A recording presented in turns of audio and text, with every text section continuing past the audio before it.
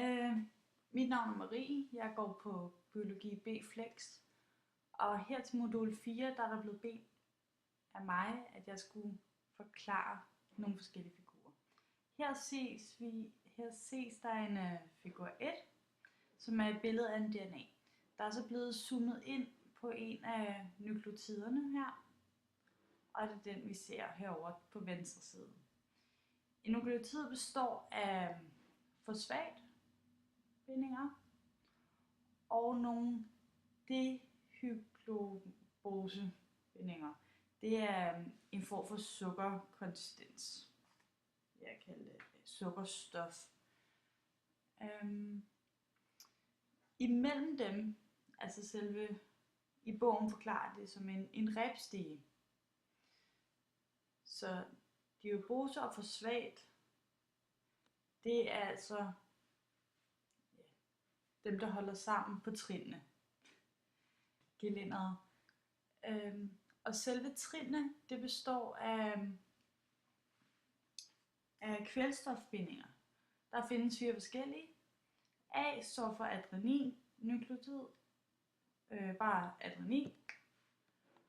Og G'et, det står for guanin. T'et, det står for thiomin. Og C'et, det står for cytrosin.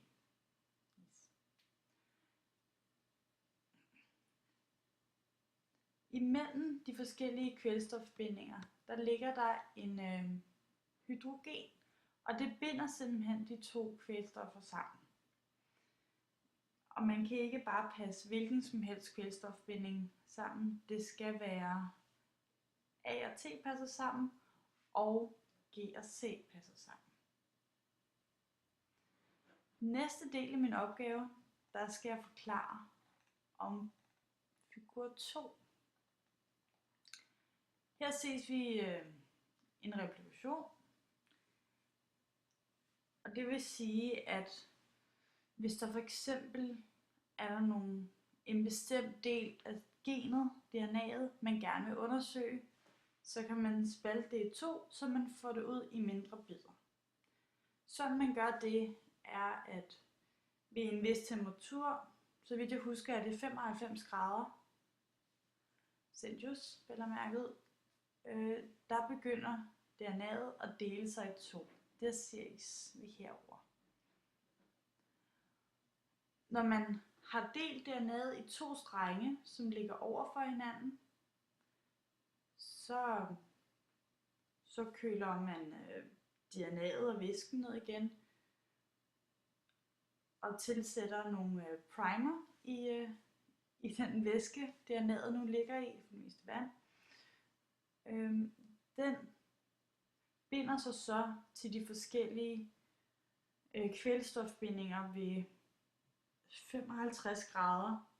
Der binder den sig her for eksempel til de her 2. Når den stiger temperaturen igen, så begynder dem, som vi ser på billedet, de grønne bolde, DNA-polymerase, dem begynder at kopiere hver enkelt kvælstofbindinger. Og ligesom laver modparten. Og det gør så, at man nu her til sidst får skabt et helt ny DNA. Når man har gjort det nok gange, så får man altså et lille stykke, altså det er selvfølgelig maskinen, der gør det, fordi at det her, det er ikke noget, man kan se med det blotte øje. Så man får en maskine og tilsætter de forskellige ting, en primer og DNA-helikase ned i vandet, og så kører maskinen simpelthen op og ned i grader. Og til sidst, så har man gjort det så mange gange i løbet af omkring et par timer, at man simpelthen har lavet flere millioner af sådan her små bindinger, som er en præcis kopi af selve DNA-molekylet. Så replikation, der laver man altså en kopiering af det oprindelige DNA-molekyl. Så skulle jeg gå videre her til figur 3, som er en proteinsyntese. Herinde i midten af kernen, der ser vi en DNA. Og her på den anden side, der er noget, der hedder RNA, som er altså delt ud i to, som hedder MR, lille m-RNA og lille t-RNA. Og den, som hedder tRNA, altså noget, som det transporterer de aminosyrer ud til ribosomerne, som ligger herude foran. Så det er altså tRNA'et, der gør det. mRNA'et, det er mere som en budbringer af selve, at der er altså i gang med at ske noget. Så den bringer en frekvens fra lageret i DNA'et herinde, og så ud til cellens cytoplasma, hvor selve sekvensen bliver omdannet til protein. Herude i ribosomerne, der kan vi se, at de også er delvist opbygget af RNA-molekyler. Og der er også noget, der hedder nu kan jeg ikke engang se det. Det er også lige meget. Den er opbygget af nogle forskellige.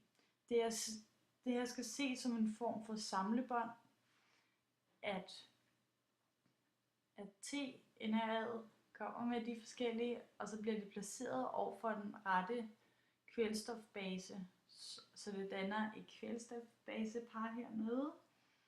Og når det gjort det, så viderebringer RNA'et de forskellige, der bliver sat sammen, og herinde i ovnen, kan man næsten kalde det, der bliver de forbundet, så man altså kan fremstille en lang kæde af de her polypeptider, hvor så aminosyre, der er de alene, så bliver de fastkoblet på kvælstofbindingerne. De sidder så fast nede på samlebåndet, og så kan man altså lave en rigtig lang kæde af aminosyrene.